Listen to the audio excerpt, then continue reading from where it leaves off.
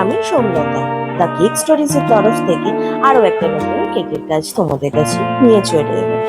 তোমাদের আমার কেকের কাজ কেমন লাগে তা কিন্তু অবশ্যই একটু জানিও, তাহলে কিন্তু আরো নতুন নতুন ভিডিও পোস্ট করতে ভালো লাগবে। প্রচুর কেকের কাজ করা থাকে, ভিডিও শুট করা থাকে, কিন্তু সেটা আর এডিট করে পোস্ট করা হয় না। তোমরা একটু কমেন্ট করলে, একটু লাইক করলে, একটু উৎসাহ দিলে সেগুলো করতে বেশ মজা লাগে।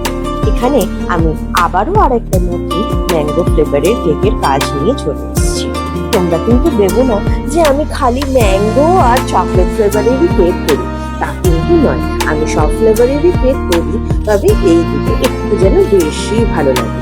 যখন একটু এজেড মানুষদের জন্য কেক হয় তখন কিন্তু বেশিরভাগ ক্ষেত্রেই কিন্তু ম্যাঙ্গো কেক চায়, আর যখন বাচ্চাদের জন্য কেক হয় তখন নির্দ্বিধায় নো ভাবনা চিন্তা করেই কিন্তু চকলেট ফ্লেভারের কেক চায়।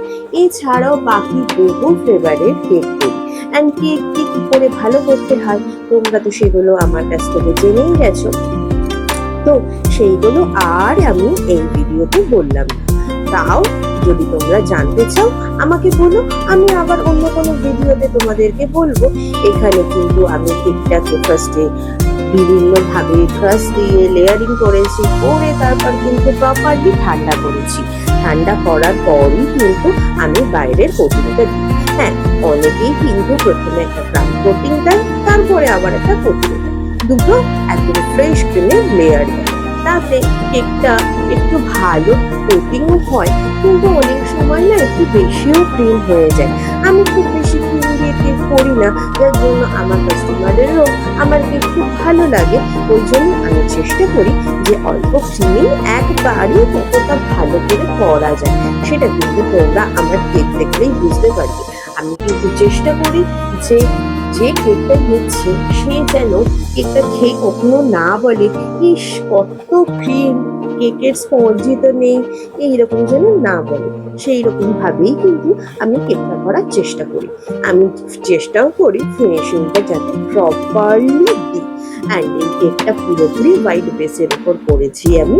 এখানে আমি কোনো রকম আদার্স কালার কম্বিনেশন ইউজ করি, বিকজ এটার উপরে যে কাজটা হতে চলেছে সেই কাজটাই হচ্ছে একটা ফাটাফাটি কালার কম্বিনেশনে, অ্যান্ড যেটা দেখতে খুব সুন্দরও লাগে।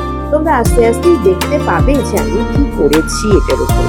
আর একটা একটু তো এফেক্ট দিতেই লাগে যাতে কেকের টেপটা বোঝা যায়। এই কেকটা ছিল কিন্তু মায়ের জন্মদিনের জন্য, তাই এখানে একটা কেকের পাতা এবং সুন্দর করে মা লেখা, তার সঙ্গে কিছু হাতে তৈরি শিউলি ফুলের পাতুরি দাও বা শিউলি ফুল দাও। জিনিসটা খুব সিম্পলের মধ্যে দেখতে, বাট অসম্ভব রকমের গর্জিয়াস অ্যান্ড অসম্ভব রকমের কালার কম্বিনেশন। ফাইনালি কেমন দেখতে হয়েছে তোমরা কিন্তু জানিও।